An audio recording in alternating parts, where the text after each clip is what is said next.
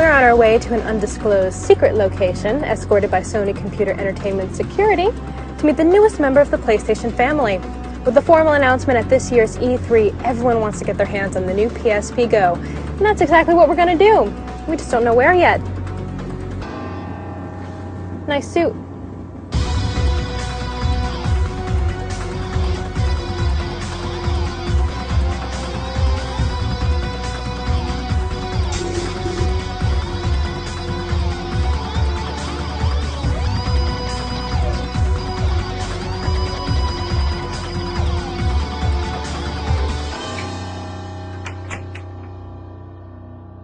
Over here. Veronica, glad you could make it. Thanks for coming. Have a seat. I think there's something here you might want to take a look at. Was all that really necessary? We've got top secret information. Are you ready? I am. Welcome to Mama. Wow, it's so tiny. It's so much smaller. But wait a second, where is everything? Try sliding. That's how you play the game. I get it now. So fill me in. What's this all about? So this is our newest PSP. It's called the PSP Go. All right, so I want the nitty-gritty tech specs on this baby. No problem. Down and dirty. So it's a 3.8-inch screen. It's 43% lighter than the PSP 3000. 16 gigs flash memory, Bluetooth support, and all digital content. So the UMD drive goes away. So it's going to be, I think, something that a lot of consumers are going to really like, being able to just download straight to a hard drive. It's a memory stick micro. Yeah, what you're picking at here, so that you can add extra memory to it if you'd like. Again, there's no excuse. If you run out of space here, you have a lot of content. So it'll be something that the digitally savvy consumer is going to really enjoy. We'll set it right down here between the two of us. So tell me more about the digital content. I mean, is it mainly going to be games, or are there going to be TV shows and movies as well? Yeah, so there'll be a mixture. So, you know, a lot of the emphasis will be on games, and I think a lot of the people buying it initially will say, I just want to buy games, and there's games like Gran Turismo that are being announced at E3, and Little Big Planet we announced before, and Jak and Daxter, and there's even a new Metal Gear Solid coming. So all of those games will be available. But then there's movies, and all the first-run movies that you can rent or buy through the PlayStation Network, and TV shows, as you mentioned, as well. So you can bring so much content over with you and fill it up on that 16 gigs flash memory. Well, since it is called the PSP Go, I imagine it would work with remote play as well. Integration with PS3 is very important to us, and it works just like PSP 3000, and that's a growing use. A lot of people like to be able to take their content from their PS3 with them on the go. What are the main differences between this and the PSP 3000? The first is the onboard memory, the flash memory, 16 gigs of space. There's Bluetooth support as well, so if you have a Bluetooth headset, you can actually tether it to your cell phone as well. But ultimately, it's the portability, and bringing that content with you in a smaller form factor. You've got the most immersive games on the PSP platform anyway.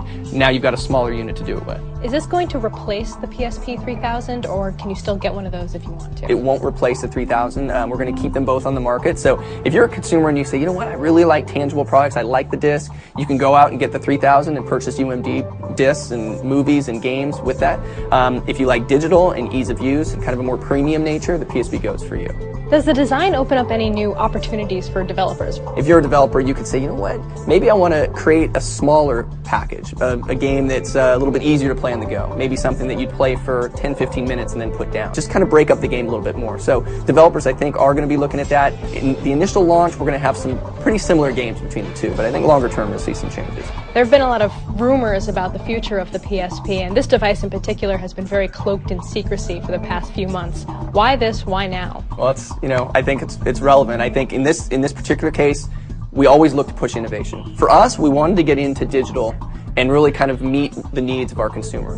More and more consumers are going online to purchase music, and they're starting to purchase games, and they're purchasing some movies. We always want to be ahead of that curve. We look at each of our products as 10-year life cycle products, so this needs to live on. Our view of the world is, digital is going to become more and more important as we go along here, and ease of use factors make it that much more important. Does it speak to Sony's long-term strategy to have downloadable content as opposed to hard media? We're going to look at kind of a shared strategy there, actually. Hard media, tangible goods have their place, and I think that many consumers say, you know what, I'd really like to be able to just hold that disc. But there's certainly a growing segment culturally that want to be able to have digital goods. They've grown up with being able to download movies and music, and now they can download games. This is clearly the start of something really cool with the PSP Go. Where do you see it going in the future? There's a lot of back-end service and support that we'll be putting against it that I think will really excite the base. There's obviously all the games that are coming from discs that'll be available on PlayStation Network, but there's also new IP, new product, new games that are available, only for download. Our focus is really on working with developers, ensuring that they look at the usage model for the Go, and then looking at the services that are going to be available and kind of accentuating those services for how someone would use Go. When are we going to see this available? I think a lot of people have been asking about when it's going to come and when we're going to actually make our push towards digital. So it is finally here. It's coming this fall. We think it's going to be a huge product for us. Am I looking at the only one in existence right now?